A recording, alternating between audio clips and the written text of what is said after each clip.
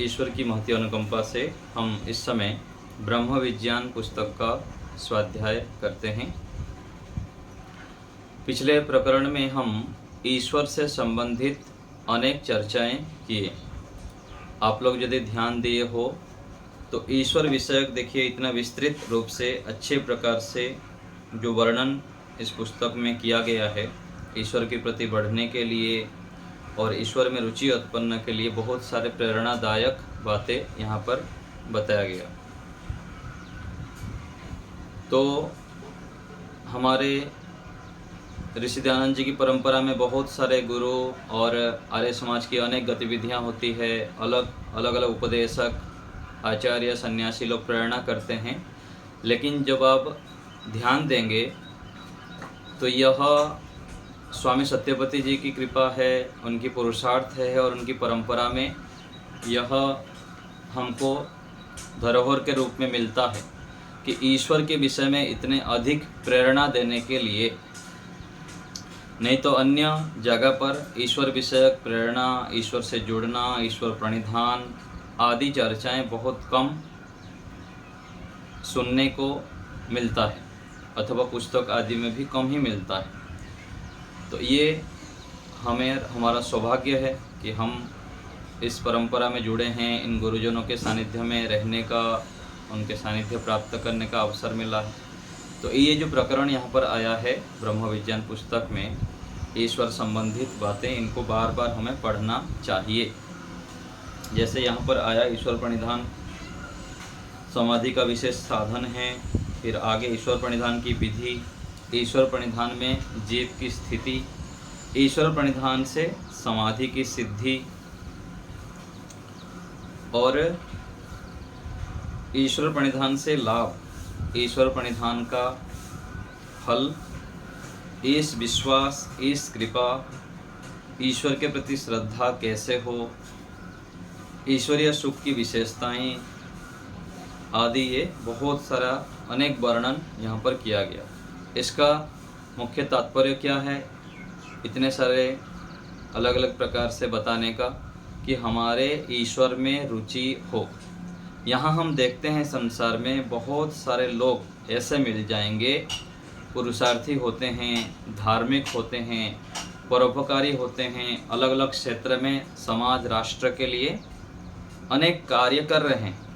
लेकिन एक जगह पर जो कमी व्यवहार में देखने में आता है वह है ईश्वर में रुचि ना होना, ईश्वर के लिए समय ना लगाना, ईश्वर की उपासना में समय ना लगाना, थोड़ी देर के लिए भी आग बंद करके ना बैठना, जो कि अति आवश्यक है।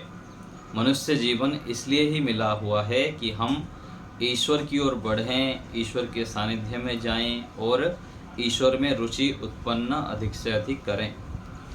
तो हम भी यह प्रयत्न करें, जो ईश्वर की आज्ञा है, जिसलिए हमको मनुष्य जीवन मिला है, उसको हम जानें और ईश्वर की प्रति रुचि उत्पन्न करें और अलग से आग बंद करके बैठने का अभ्यास करें। जब तक हम आग बंद करके बैठेंगे नहीं, ईश्वर में डुबकी नहीं लगाएंगे, ये तो प्रारंभिक स्थिति है। आगे लंबे समय तक बैठना होता है, बार बार समाधि की अवस्था बनानी पड़ेगी, समाधि लगानी होगी, तब जाके हम क्लेशों को, अपने जो जन्म जन्मांतर के दोषों को नष्ट कर सकते हैं। इसलिए इन प्रकरणों को हमें बार बार पढ़ के ईश्वर के प्रति रुचि उत्पन्न करना चाहिए और ईश्वर से विशेष संबंध बनाने के लिए प्रयत्न करना चाहिए। और इसके लिए जो हमारे यहाँ पर शिविर आदि चलता है, दर्शन योग महाविद्यालय के माध्यम से जो शिविर साल में 4, 5, 6 होता है, उसमें आप लोग भाग लें बीच बीच में। तो उसमें क्या होता है, घर से पूरा कट के हम 5 दिन 7 दिन समय लगाते हैं, तो उससे हमको विशेष लाभ होता है और आध्यात्म की ओर बढ़ने में अधिक सहायता होती है। तो शिविर में भाग लेने के लिए आप लोग तत्पर रहें, इच्छुक रहें, अपने आप को तैयार करें और जो भाग लेते हैं वो और भी भाग लें, अधिक से अधिक भाग लें और दूसरे को भी प्रेरित करें। आगे हम देखते हैं सत्य की परिभाषा व फल। पहला है, जो पदार्थ जैसा है उसको वैसा ही कहना, लिखना, मानना सत्य कहता है। तो जो व्यवहार में हम प्रयोग करते हैं, जो वस्तुओं से हम संपर्क में आते हैं, व्यक्तियों से संपर्क में आते हैं, जो भी व्यवहार करते हैं उसमें जिस प्रकार से वस्तु का स्वरूप है वैसे ही कहना, लिखना और मानना, ये क्या है? सत्य है। दूसरा है, वह सत्य नहीं होता, नहीं कहता जो सत्य के स्थान में असत्य का प्रकाश किया जाए। तो सत्य के स्थान पर असत्य यदि हम बोलते हैं तो सत्य नहीं कहा जाएगा।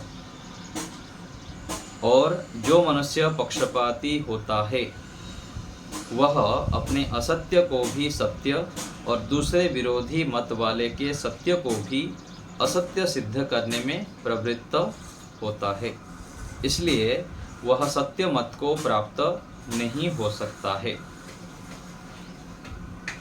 तो पक्षपाती किसे कहते हैं? जो पक्षपात करता है, अथवा पक्षपात को दूसरे शब्द में कहते हैं, क्या कहेंगे व्यवहार में? जैसे अपने व्यक्ति होते हैं उनको अच्छा देना चाहना, कोई भी वस्तु देना चाहते हैं, और जो अपने परिवार से अलग व्यक्ति होते हैं, अपरिचित व्यक्ति होते हैं, उनको कम देना, इसको पक्षपात कहते हैं। और दूसरे अर्थ में मैं पूज्य स्वामी सत्यपति महाराज जी का भी आपको प्रसंग सुनाया हूँ कि कोई धनी व्यक्ति आए और वह स्वामी जी को पूछे कि पक्षपात क्या होता है, तो वो बताए कि आपके जो संतान हैं वह ध्यान करते हैं, बोले नहीं। यज्ञ करते हैं, नहीं। और समय पर उठ जाते हैं सुबह, नहीं। आपकी आज्ञा का पालन करते हैं, नहीं। फिर भी आप उनको जो चाहिए आवश्यकता सब देते हैं और बहुत सारे उनके पीछे लाखों रुपया खर्चा कर लेते हैं। लेकिन जो ब्रह्मचारी लोग विद्या पढ़ते हैं, वेदांतों को आचरण करते हैं, संध्या करते हैं, यज्ञ करते हैं, और जो विद्वान लोग अच्छे कार्य करते हैं वेद धर्म की रक्षा के लिए, उनके लिए आप जितना करना चाहिए उतना नहीं करते हैं। इसको कहते हैं पक्षपात। अपने लिए ही सोचना और दूसरे जो श्रेष्ठ कार्य में लोग लगे हुए हैं उनके लिए जो आवश्यक है उस आवश्यक सामग्री को ना देना, ना पहुंचाना, ये भी पक्षपात में आता है। तो जो मनुष्य पक्षपाती होता है वह अपने असत्य को भी सत्य और दूसरे विरोधी मत वाले के सत्य को भी असत्य सिद्ध करने में प्रवृत्त होता है, इसलिए वह सत्य मत को प्राप्त नहीं होता। तो जिनको ज्ञान नहीं है अथवा सिद्धांतों का ज्ञान नहीं है और वास्तविक ज्ञान नहीं है, वह अपने जितने जो मान्यताएं हैं उसको ही अच्छा मान के चलते हैं, मैं ही ठीक हूँ और बाकी सब गलत है। ये क्या है? ठीक नहीं है। तो सत्य को स्वयं जानना और जो सत्य के मार्ग पर चल रहे हैं, सत्य आचरण करते हैं, उनको भी सहयोग करना, उनका प्रशंसा करना, ये सत्य कहलाता है। मनुष्य का आत्मा सत्य असत्य को जानने वाला है, तथापि अपने प्रयोजन की सिद्धि, हठ, दुराग्रह और अविद्या आदि दोषों से सत्य का छोड़ असत्य में झुक जाता है। तो व्यक्ति असत्य में क्यों झुकता है? मनुष्य का आत्मा तो सब सत्य असत्य को जानने वाला है। कोई भी बालक है, कोई भी मनुष्य है, आज हम देखते हैं व्यवहार में सबको पता है झूठ नहीं बोलना चाहिए, छल कपट नहीं करना चाहिए, चोरी नहीं करना चाहिए, पता ही, क्योंकि जन्म जन्मांतर से सुने आ रहे हैं। और अभी भी माता पिता, स्कूल के टीचर, साथी मित्र आदि के माध्यम से अनेक बातें पता है क्या करना चाहिए और क्या नहीं करना चाहिए।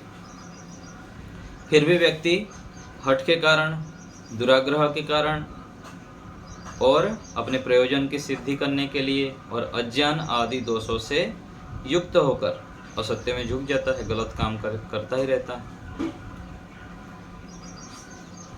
तो इसीलिए हमें इन सब को छोड़ना है, हठ को छोड़ना है, दुराग्रह को छोड़ना है, क्योंकि असत्य को यदि नहीं छोड़ेंगे तो व्यक्ति की उन्नति प्रगति नहीं हो पाएगी। चोरी कर लेंगे, छल कपट कर लेंगे, झूठ कह देंगे, लेकिन वो लंबे काल तक चलता नहीं है। और यहाँ मान लीजिए पार भी हो गए लोगों के नज़र में, लेकिन परमात्मा के नज़र में तो बच नहीं सकते हैं। परमात्मा डंडा पकड़ के बैठे हैं, बहुत ठोकाई करेंगे, पिटाई करेंगे, और अगले जीवन में मनुष्य जीवन देंगे। तो कोई एक बात बोले थे मेरे को, बहुत दिन पहले सुना था, तो उसमें कहा गया था कि कोई व्यक्ति बड़े अधिकारी थे, वो बोले कि उनके जीवन का सार पूछे। किसी बड़े व्यक्ति से हम मिलते हैं और अनुभवी व्यक्ति से मिलते हैं, तो उनके पास बैठ के उनके सानिध्य में उनसे लाभ लेना चाहिए और उनको पूछना चाहिए कि मुझको कुछ बातें बताइए जिससे कि मेरा जीवन का कल्याण हो, और आपके जीवन का सार निचोड़ बताइए कि आप जो जीवन जिए हैं उसमें से कुछ निचोड़ बताइए जिससे कि मैं उससे लाभान्वित हो पाऊँ। तो कोई बड़े व्यक्ति थे, तो वो बताए कि मनुष्य को जीवन में कभी भी कानून को नहीं तोड़ना चाहिए। जो देश राष्ट्र के जो व्यवस्था है, कानून है, उसको कभी तोड़ना नहीं चाहिए। उससे आगे बढ़कर क्या करना चाहिए? एक तो हो गया कि देश राष्ट्र राजा और समाज के कानून व्यवस्था, लेकिन उससे आगे बढ़कर हमें परमात्मा के कानून को भी नहीं तोड़ना चाहिए। यहाँ के कानून को तो चलो पालन भी किए, कर पाए नहीं कर पाए, लेकिन उससे बढ़कर यदि हम परमात्मा के कानून को याद रखेंगे कि ईश्वर की आज्ञा क्या है हमारे लिए, यदि ऐसे मान के चलेंगे तो व्यक्ति कोई गलत काम नहीं करेगा। यहाँ कितने भी ट्रैफिक व्यवस्था हो जाए, कुछ भी हो जाए, एक एक व्यक्ति के पीछे एक एक व्यक्ति पुलिस भी लगा दे, फिर भी व्यक्ति मन में गलत काम कर सकता है, गलत विचार कर सकता है। लेकिन उससे आगे जो व्यक्ति ईश्वर के कानून को डरेगा, परमात्मा को अपने सानिध्य में हर समय अनुभव करेगा, ईश्वर के न्याय व्यवस्था को स्मरण रखेगा, वह गलत काम नहीं करेगा। तो हमें जो साधक व्यक्ति है, योगाभ्यासी व्यक्ति है, विशेष अपने जीवन को सफल बनाना चाहते हैं, उनको मन में हर समय रखना चाहिए कि यहाँ तो चलो जो व्यवस्था है तो है, इन लोग कितना मुझको दंड दे देंगे यदि गलत काम करूँगा, मान लीजिए इनसे मैं बच भी जाऊँगा, लेकिन ईश्वर के कानून से तो बच ही नहीं सकता मैं। तो ईश्वर को जब हम अपने पास रखते हैं तब हम मन में भी गलत विचार नहीं लाते हैं और अच्छे विचार लाते हुए सत्य कर्म, न्याय पूर्वक कर्म करते हैं, धर्म आचरण करते हैं, जिससे मनुष्य जाति की उन्नति और उपकार हो, वह सत्य है। सत्य असत्य को मनुष्य लोग जानकर सत्य का ग्रहण और असत्य का परित्याग करें, क्योंकि सत्य उपदेश के बिना अन्य कोई भी मनुष्य जाति की उन्नति का कारण नहीं।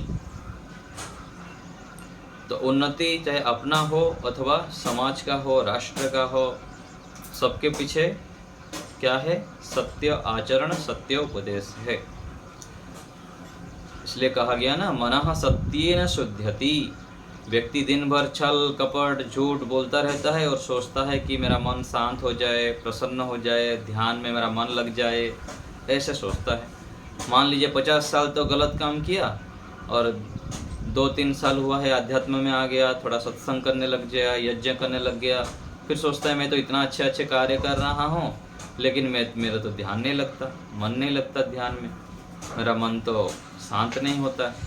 50 साल से जो गलत काम किए हैं उसके लिए तो फिर 500 साल अच्छे कार्य करनी पड़ेगी, तब तो फिर मन एकाग्र होगा ना। मान लीजिए यहाँ तो 50 साल दिख रहा है, पिछले कितने जन्म हो गया है, 500 जन्म हो गया होगा, वहाँ पर जो गलत काम किए थे वो भी चित्त में पड़ा हुआ है। तो ये सब हमें विचार करना चाहिए पूर्वापर। और चलो पीछे का भी छोड़ देते हैं, अभी विशेष सावधान होते हुए उग्र तपस्या करनी पड़ेगी। सामान्य पुरुषार्थ से सामान्य उन्नति होगी। यदि हमको मन को वश में करना है, मन को निर्मल करना है, एकाग्र करना है, ईश्वर में रुचि उत्पन्न करना है, तो विशेष तपस्या करनी पड़ती है। आलस्य, प्रमाद, अनावश्यक गप्पे लगाना, इधर उधर की चर्चा करनी आदि को छोड़ना होता है।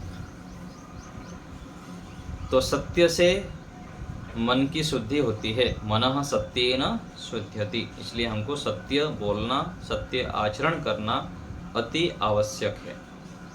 सदा सत्य की विजय और असत्य की पराजय होती है। तो ये तो हमको पता ही है। असत्य आचरण बोल के, असत्य व्यवहार करके कोई थोड़े काल के लिए धन संपत्ति से युक्त हो जाए, अपना बढ़ाई कर ले, वाह करा दे, पुरस्कार मिल जाए उसको, लेकिन थोड़े दिनों के बाद फिर पकड़ा जाता है और फिर हानि होती है बहुत अधिक। आगे है सत्य किस प्रकार बोलें। जब हम सत्य बोलते हैं तो क्या क्या ध्यान रखें। परीक्षा करके सबके उपकार के लिए बोलें। पहले परीक्षा करें अच्छे प्रकार से, मैं जो बोल रहा हूँ सत्य ठीक है कि नहीं है, सत्य है कि नहीं, और सबके उपकार के लिए बोलें। जब भी बोलते हैं, कई बार सत्य बोलते हैं लेकिन दूसरे के अहित भी होता है। अहित मतलब क्या है, कष्ट होता है, लेकिन उसमें सत्य तो बोलना ही है, असत्य बोलना नहीं है। वहाँ पर अपने शैली को परिवर्तन करना है। जो हम जिस प्रकार बोलते हैं ना, कि मान लीजिए कि अंधा को अंधा नहीं बोलना। कोई अंधा है, देख नहीं पाता है, अंधा अंधा इधर आ, इधर चल, ऐसे बोलते हैं ना, ऐसे नहीं बोलना है। तो सत्य बोलते समय भी अच्छे प्रकार बोलना है, अच्छे शैली से बोलना है। सर्वहितकारी और प्रिय वाणी बोले, सबके हित के लिए हो और प्रिय बोले, अप्रिय ना बोले। जैसे अंधा कहना क्या है, अप्रिय है। आवश्यकता से कम या अधिक ना बोलें। जितनी आवश्यक है उतना बोलें और अधिक भी ना बोलें। जितना चाहिए उतना बोलना चाहिए। व्याकरण के अनुसार शुद्ध भी बोलें।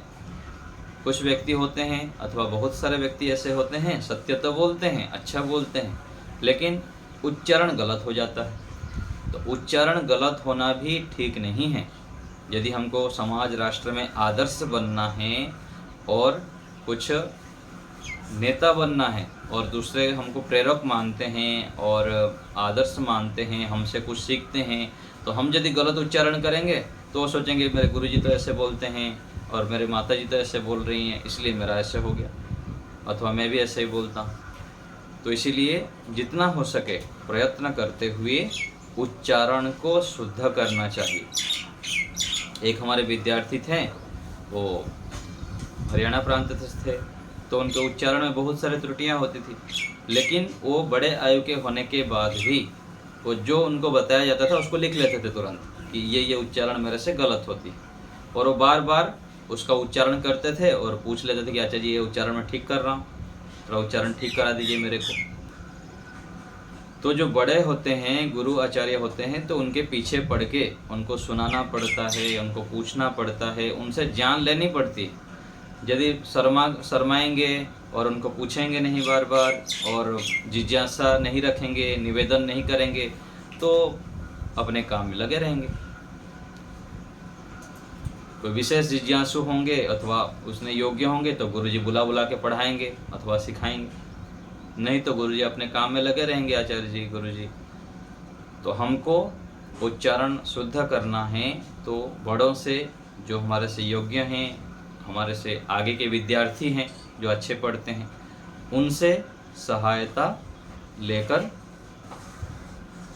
अपने उच्चारण को शुद्ध करना चाहिए और हमारे पाठ को भी आवृत्ति करना चाहिए, उनसे सुना के, उनको सुना के। आगे है अपात्र या अयोग्य स्थान पर ना बोलें। ये भी बहुत जरूरी है। जो पात्र नहीं है उनके सामने बोलना नहीं। जैसे बोलते हैं ना, भैंस के आगे बीन बजाना। तो भैंस यदि रास्ते में खड़ा है, उसके पास हम हॉर्न जितना ही बजाते रहे उसको क्या सुनाई देगा। ऐसे ही देश काल स्थिति को देखते हुए जो समझने वाला है, कुछ सीखने वाला है, उनके सामने बोलना चाहिए, सिखाना भी चाहिए, बताना भी चाहिए, लेकिन अधिक अपने समय सामर्थ्य को नष्ट नहीं करना है। झूठ बोलने की अपेक्षा ना बोलना ठीक है। झूठ यदि बोलना पड़ रहा है कहीं तो ना बोलें, शांत रह जाएं, और बोला तो जाए पर सत्य बोला जाए, सत्य को भी प्रिय करके बोला जाए, और सत्य और प्रिय वचन धर्म अनुसार हो। आगे है सत्य का फल। सत्य आचरण करने वाले का विश्वास उसके शत्रु भी करते हैं, और झूठे का विश्वास उसकी पत्नी भी नहीं करती है। पत्नी है, माता पिता है, जो भी शिष्य हैं पास में जो रहते हैं, जो झूठा आचरण करेंगे, गलत आचरण करेंगे, तो फिर कोई भी नहीं करेंगे उनका विश्वास, पड़ोसी भी नहीं करेंगे, साथी मित्र भी नहीं करेंगे। इसलिए झूठ आचरण से बचना चाहिए। प्रारंभ में जब आर्य समाजी सत्य का पालन किया करते थे, तो कोर्ट का न्यायाधीश जो कुछ आर्य कहता उसे सत्य प्रमाण मानकर न्याय निर्णय कर देता था। ऐसे होते थे आर्य समाजी लोग, अथवा वेद के मार्ग पर चलने वाले धार्मिक लोग ऐसे भी होते थे। गांव के भी कुछ कुछ व्यक्ति ऐसे होते थे, वो जो बोल देता था वही प्रामाणिक होता था। ऐसे सत्यवादी व्यक्ति थे। बालक हमेशा आचरण का अनुकरण करता है, उपदेश का नहीं। तो माता पिता आज चिल्लाते हैं कि मेरा बच्चा तो मानता नहीं है, और जो बताता हूँ अलग चलता है। तो अपवाद रूप में तो माता पिता बहुत सही होते हैं, बच्चा गलत हो सकते हैं, लेकिन कई बार क्या होता है, माता पिता के अज्ञानता के कारण जो क्रियाएं हरकतें किया हुआ है, संतान गर्भ में रहते हुए अथवा उनके बीच से ही तो जन्म होता है, उनके जो क्रियाकलाप था, अथवा अधिकतर गर्भाधान के बाद ही अधिक संस्कार आता है। तो संतान गर्भ में रहते हुए, संतान छोटे समय में जो माता पिता व्यवहार किए होते हैं, परिवार के लोग क्रियाकलाप किए हुए रहते हैं, उसको बच्चा देखता रहता है, सुनता रहता है, उसका संस्कार फिर बच्चे के ऊपर पड़ जाता है। इसलिए बहुत सावधान होके बच्चों के सामने, शिष्यों के सामने, जो हमको आदर्श मानते हैं उनके सामने आचरण करना चाहिए, क्योंकि आचरण का ही असर पड़ता है, केवल उपदेश से नहीं। बच्चा अपने माता पिता का दर्पण होता है। जैसे माता पिता होते हैं ऐसे संतान के अंदर संस्कार आता है, उसका प्रभाव जाति, राष्ट्र और संसार पर पड़ता है। दोष युक्त के लिए सत्य प्रथम कड़वा होता है, परंतु परिणाम में अमृत के तुल्य होता है। इसलिए सत्य आचरण ही हमें करना चाहिए। तो सत्य, प्रारंभ में कोई सत्य बोलता है तो कड़वा भी लगता है। जैसे माता पिता होते हैं, गुरु आचार्य होते हैं, हमको सत्य बोलते हैं, हमारे हित के लिए बोलते हैं, लेकिन बहुत कड़वा लगता है,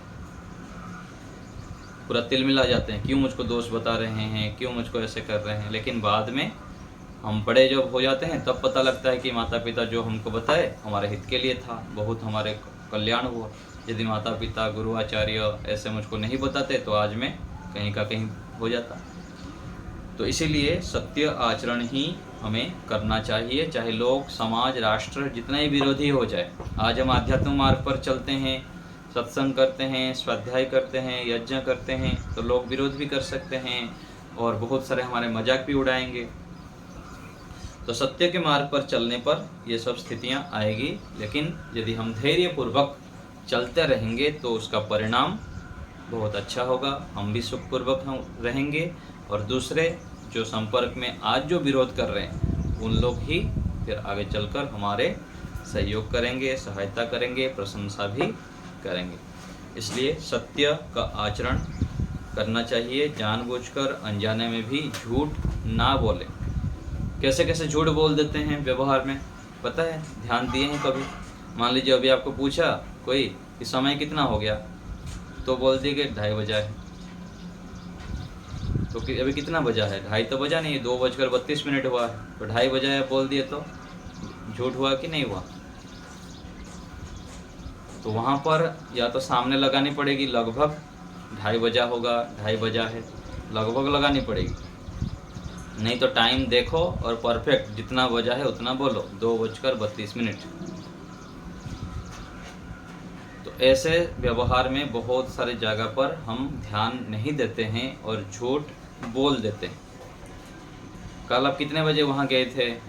तो गए होंगे 7 बजे, बोल देंगे कि 8 बजे, तो एक झूठ हो गया। तो ऐसे छोटे छोटे व्यवहार में ध्यान ना देने के कारण बहुत सारा झूठ बोल देते हैं। तो इसको ध्यान देना चाहिए। साधक व्यक्ति जितना सावधान होंगे, छोटे छोटे व्यवहार में हम ध्यान देंगे, तब फिर आगे बड़े दोषों से हम बच सकते हैं, झूठ बोलने से बच सकते हैं।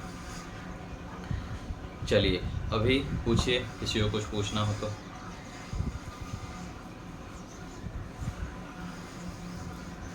सुदेशना माता जी बोलिए।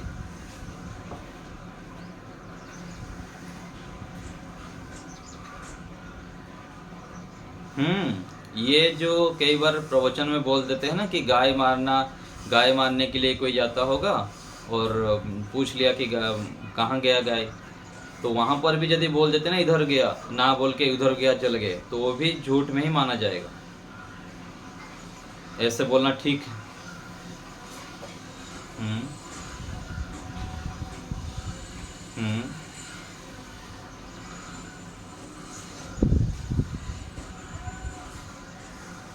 तो झूठ, ये तो सीधा झूठ ही है, बिल्कुल झूठ। ये तो माता पिता तो सिखाते हैं ना, इसलिए माता पिता ऐसे करके झूठ सिखाते हैं। बोलते हैं ना कि मान लीजिए कि कोई पैसा लेने आ गया घर में, ऐसे से पिताजी उधार लिए हैं, तो पैसा लेने आ गया तो बच्चे को बोलते हैं घर में रहते हुए जब बोल देना पिताजी घर में नहीं है ना। तो बच्चा तो बोलता है पिताजी तुम घर में है, फिर बिना घर में नहीं है बता रहे हैं मेरे को। तो झूठ तो सिखाई दिए पिताजी कि ऐसे झूठ बोला जाता है, बोलना ऐसे झूठ। माता पिता बोलते हैं ना सो जा भूत आ जाएगा, नहीं तो भोजन कर ले, भूत आ जाएगा, वो आ जाएगा, क्या बोलते डाकू आ जाएगा। तो ये क्या है? झूठ है। माता जी पिताजी झूठ सिखाते हैं बच्चों को। तो ये भी मानता नहीं। दूसरा उपाय अच्छे उपाय जो सत्य उपाय है उसको अपनाना है। ऐसे बातें नहीं बोलनी जिससे कि झूठ को बढ़ावा हो अथवा झूठ बातें हों, ऐसे नहीं बोलना, ठीक है। निर्मला माता जी जी।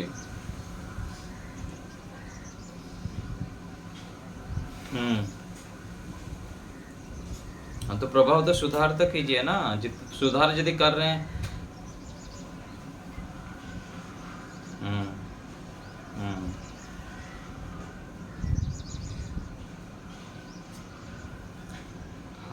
हाँ तो कोई बात नहीं, वो तो कोई बात नहीं, वो तो ठीक है, लेकिन सुधार के लिए प्रयत्न ना करना दोष युक्त है। जैसे कहा जाता है ना कि तो नहीं, जो जैसे यज्ञ बोलते हैं, विज्ञान बोलते हैं, तो ज्ञ का उच्चारण सभी जगह पर है।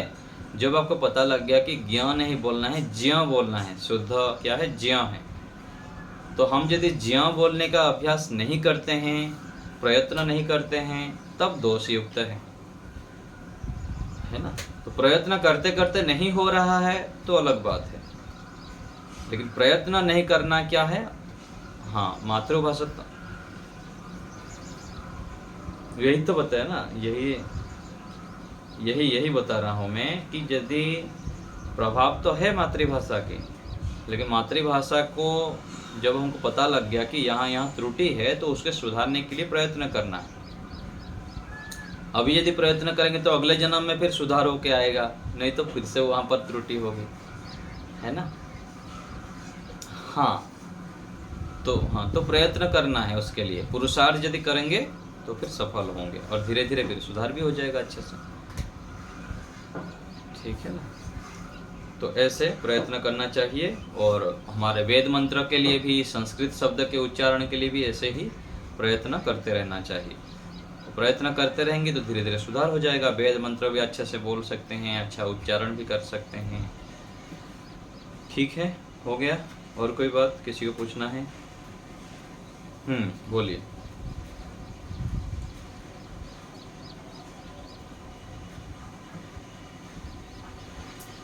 हम्म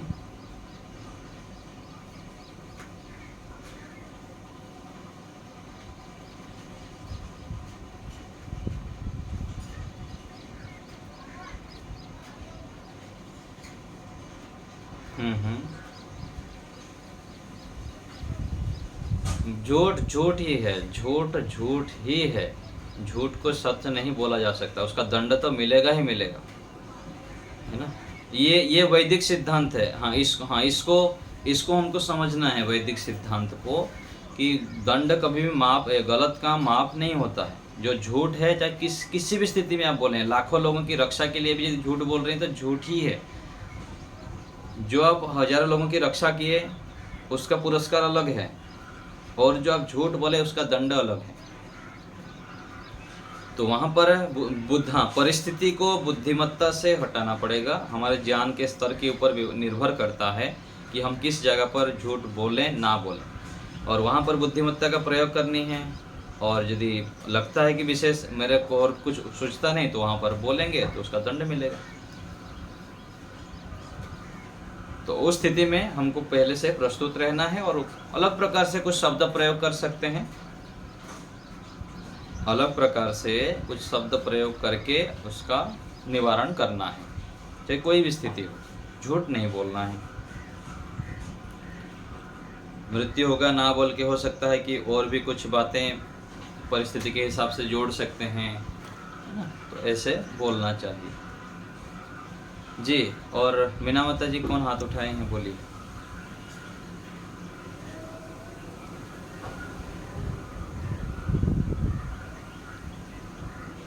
हम्म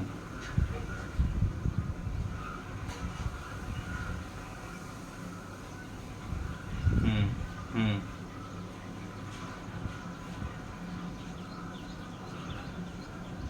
हम्म वहाँ आप अलग प्रकार से निकाल लेंगे अपने कुछ खर्चा के लिए। मेरे को कुछ चाहिए बोल के, आप कुछ खरीदना है बोल के पैसा निकाल के रख लीजिए, उसको छुपा के भेज दीजिए कहीं पर, जहाँ देना चाहते हैं वहाँ दे दीजिए। और यदि आपको लगता है कि किसी को देने से, कोई गुरुकुल में देना है, कहीं गौशाला में देना है, कहीं आवश्यक स्थान पर हमको देने से कोई भी रोकते हैं, चाहे पिता हो, माता हो, पत्नी हो, पति हो, तो वहाँ पर आपको इन उपायों को अपनाना पड़ेगा। चुपचाप अपना जो खर्चा करते हैं, कुछ मुझको साड़ी चाहिए तो साड़ी नहीं खरीदूंगा इस बार, 2 महीने बाद खरीद लूँगा, उस पैसे को मैं यहाँ पर खर्चा कर दूँ, है ना। तो साड़ी के नाम भी नहीं लेना है, साड़ी के नाम तो भी झूठ हो जाएगा। साड़ी नहीं खरीदे अब इसको दे दिए, तो मेरे को चाहिए, मेरे को आवश्यक है, कुछ मुझको खरीदना है, कुछ लाना है, ऐसे करके निकाल सकते हैं पैसा। तो ऐसे बुद्धिमत्ता का प्रयोग करना है। और जब अच्छे कार्य हम करते हैं, ईश्वरीय कार्य करते हैं, तो परमात्मा ज्ञान देते हैं। विशेष ज्ञान ये ईश्वर की कृपा से, सत्य आचरण से, परोपकार की भावना से, संसार के हित की भावना से जब हम करते हैं, तब फिर ये हो जाता है। और ईश्वर से बुद्धि देंगे और अच्छे कार्य चलता ही रहेगा। और आगे चलकर फिर जो विरोध कर रहे हैं, आज मना कर रहे हैं, उनके भी बुद्धि में ईश्वर प्रेरणा दे देंगे, तो वो भी बोलेंगे आप 200 देना चाहते हैं, तो वो बोलेंगे 200 नहीं दो, 300 दे दो।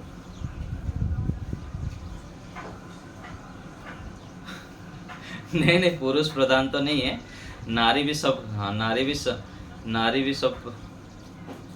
हाँ कोई बात नहीं, प्रधान अप्रधान तो अपने ज्ञान के आधार पर हम कर रहे हैं विवेचन, लेकिन कोई नहीं, नारी भी कम नहीं है। सभी क्षेत्र में आगे आज बढ़ भी रहे हैं, राष्ट्रपति से लेकर, और सभी क्षेत्र में बढ़ ही रहे हैं। सब कुछ कर सकते हैं माताएं, कुछ भी ना कर सके ऐसा नहीं, सब कुछ संभव है।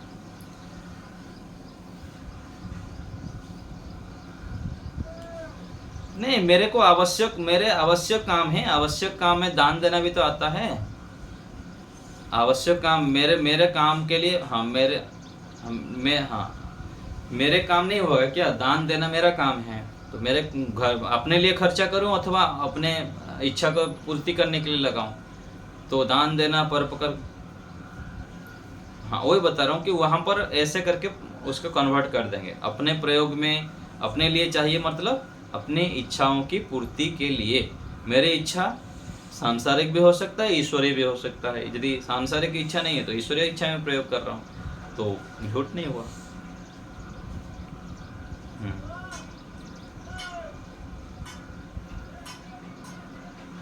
कोई बात नहीं, जो जो जैसा करता है, जिसकी जहाँ पर श्रद्धा है वो करते रहे। किसी को भी रोकना नहीं, टोकना नहीं, बोलना नहीं, बस ठीक है, प्रेम से कभी कभी अनुकूलता से थोड़ा बता दिए, प्रेरणा कर दिए, बस ठीक है ना। अपना आप काम करते जाइए, आपको देखते हुए सुनते हुए एक दिन उनके मन में ईश्वरीय प्रेरणा देंगे और वो भी सत्य मार्ग पर चलेंगे। किसी को ना विरोध करना है, ना कुछ अधिक करना है। अपना संस्कार अलग अलग है, अपना संस्कार, अपने कर्म अपने साथ है, तो हम अपना कर्म करते रहेंगे, अच्छे कार्य। ठीक है। सुंदर सुंदर माता जी कुछ बोल रही हैं?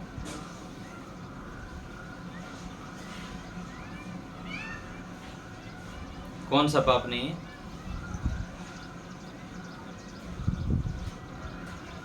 अच्छे कार्य में आपके भी क्या हक नहीं है क्या? पति के पैसा में पत्नी का हक नहीं है क्या? पत्नी जब आज पत्नी नहीं, यदि इतने आपके सच्चाई है तो पति उतना सहयोग करे ना, क्यों ना करें? मेरे माताजी अच्छे कार्य करने चाहती है तो मैं क्यों मना करूं? बेटे को क्यों छुपाना? और यदि बेटा अच्छा है तो माता खुल के दे दें, हमको 100 की जगह पर 500 दे दें। हम जब घर में थे, मेरे माताजी अलग अलग जगह पर पैसा देती थी, सत्संग आदि में, कहीं के हमारे सामर्थ्य से अधिक भी दे रही थी। मतलब ठीक है, बढ़िया है। तो यदि पति सहयोग करते हैं तो अच्छी बात है, और बिना सहयोग करे भी यदि छुप के देते हैं तो इसमें पाप नहीं है, क्योंकि आप कोई कार्य करते हैं तो घर के परिवार के हित के लिए कर रहे हैं। हाँ, तो वही गलत नहीं है, बिल्कुल ही गलत नहीं है। पत्नी को छुपा के ही पति कहीं दान देता है, परोपकार करता है, अच्छे कार्य में लगा रहा है, तो ईश्वर की आज्ञा का पालन कर रहा है। पत्नी से पहले ईश्वर है, पति से पहले ईश्वर है, माता पिता से पहले ईश्वर है। तो पहले हमको ईश्वर को सामने रखना है। यदि ईश्वर की आज्ञा के अनुसार हम कर रहे हैं तो वो गलत नहीं है।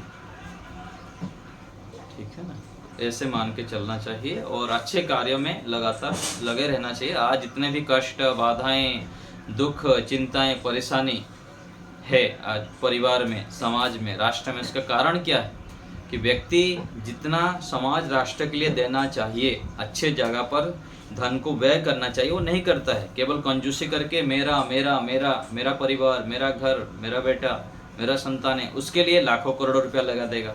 और जहाँ पर परोपकार का कार्य हो रहा है, वैदिक धर्म की रक्षा के लिए, देश राष्ट्र के हित के लिए, कहीं अनाथालय चल रहा है, गौशाला चल रहा है, कहीं गुरुकुल चल रहा है, श्रेष्ठ जगह पर जितना चाहिए उतना लगाते नहीं, और जो लगाते हैं और उनको लाभ होता है। जैसे यज्ञ करते हैं, यज्ञ में कंजूसी करके थोड़ा सा घी लगाएंगे, 2 चम्मच।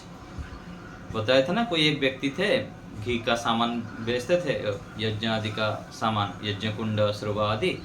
तो बोल रहे थे कि ऐसे भी कोई व्यक्ति हैं कि जब घी देते हैं ना, पूरा 1 चम्मच भर के नहीं लेंगे, थोड़ा सा लेके से झाड़ेंगे, ऐसे करके देंगे। इतना कंजूसी करके करते, इससे छोटा चम्मच नहीं बन सकता है क्या? उनको ऐसे बोलते हैं। तो इतना जब कंजूसी करेंगे यज्ञ करते समय तो फिर कैसे होगा?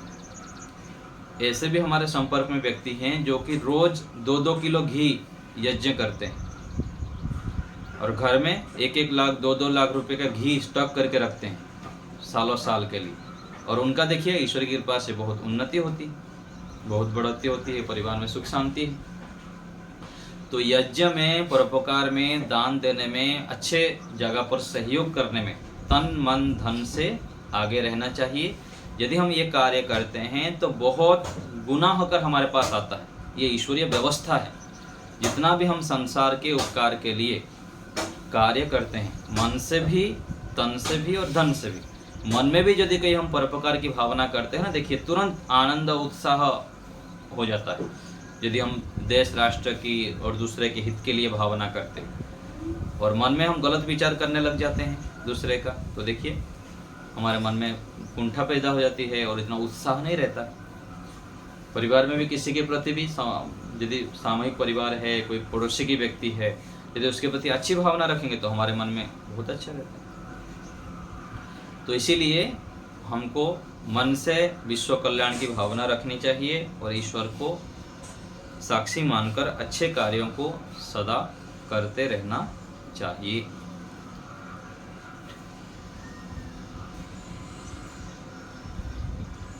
हाँ क्यों नहीं, उसमें ही देना चाहिए। हाँ गायत्री मंत्र में देना चाहिए, गायत्री मंत्र में और विश्वानिदेव मंत्र से अतिरिक्त जो होती है ना, पूरा दिन भर देते रहिए हजारों बार गायत्री मंत्र से। हम तो एक बार जब हम बीच में दिए थे, सुबह 7 से लेकर रात्रि 7 बजे तक अखंड गायत्री मंत्र से आहुति दिए थे। तो ऐसे भी यज्ञ करना चाहिए, विशेष यज्ञ गायत्री मंत्र से, विश्वानिदेव मंत्र से। तो जितना हम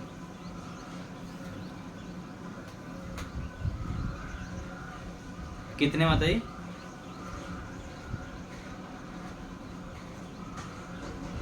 घी हम जब किए थे तो 55 किलो लगभग हुआ था। उसमें तो चारों व्यक्ति बैठे थे, चारों तरफ घी का चम्मच था।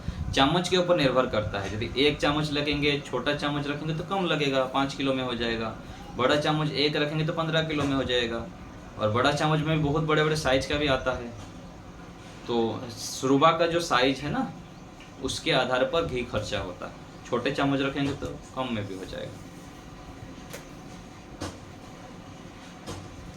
हाँ क्यों नहीं, क्यों नहीं, परिवर्तन कर करके करना चाहिए, अखंड करना चाहिए यज्ञ। मैं तो खूब करता हूँ जब भी ऐसे अनुकूलता होता है, अनुकूलता होती है। तो यज्ञ विशेष कभी कभी समय निकाल के करना चाहिए, परिवार के लोगों के साथ मिलकर करना चाहिए। तो जितना हम चाहे ये हमारे अग्निहोत्र करें अथवा समाज राष्ट्र के उपकार के लिए कार्य करते हैं, कोई पेड़ पौधे लगाते हैं, और भी बहुत सारा कार्य है। तो जितने भी हम श्रेष्ठ कार्य करते हैं संसार के हित के लिए करते हैं, वो भी यज्ञ हैं। तो यज्ञ कर्म से, ईश्वर की व्यवस्था से हमको सुख, शांति, आरोग्य, बड़े बड़े जो रोग होता है ना, किडनी खराब हो जाता है, कैंसर हो जाता है, बड़े बड़े शरीर में रोग होता है, उसके लिए भी हम जब संकल्प करते हुए, ईश्वर को प्रार्थना करते हुए परोपकार के कार्य करने लग जाते हैं, तो ईश्वर की कृपा से ऐसे हमको श्रेष्ठ ज्ञान मिल जाता है। वो बड़े बड़े संकट से, दुखों से, कष्टों से, रोगों से हम दूर हो जाते हैं। तो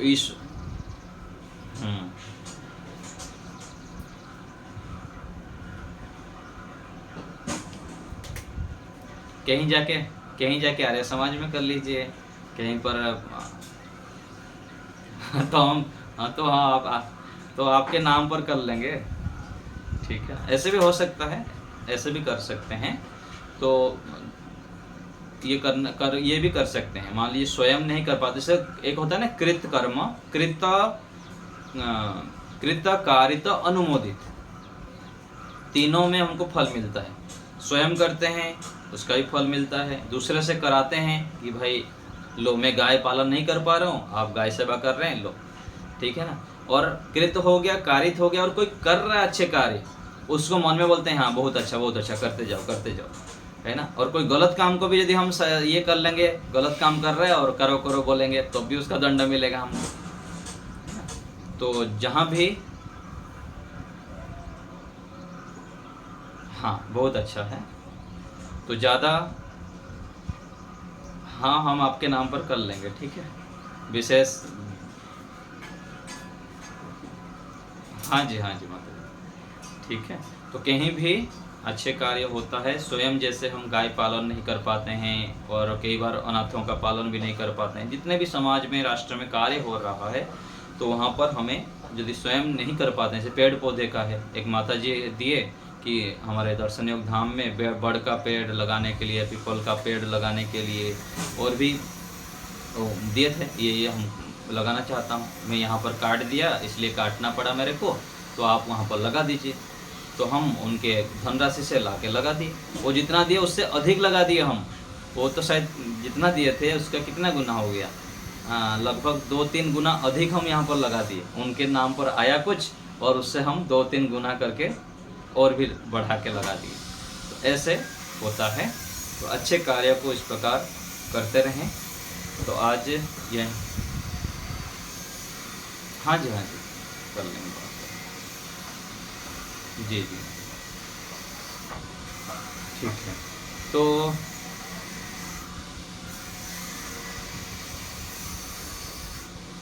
हाँ बहुत अच्छा, आप तो करते ही रहते हैं लगातार ठीक है माता जी, सभी लोग जितने भी जुड़े हैं अपने अपने स्तर पर। हाँ माता जी बोलिए सुष्मिता बहन।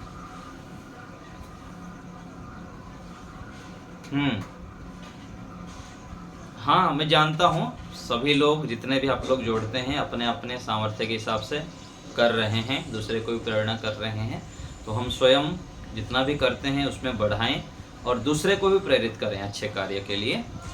तो इससे अपना भी कल्याण होगा और दूसरे जो श्रेष्ठ व्यक्ति हैं, ठीक है, अपनी ओर से प्रेरणा करते रहिए। 10 व्यक्ति को प्रेरणा करेंगे तो 2-3 तो आगे आएंगे। ठीक है, यहीं रखते हैं आज। सभी का धन्यवाद। ओम का उच्चारण करते हैं। ओम शांति शांति शांति।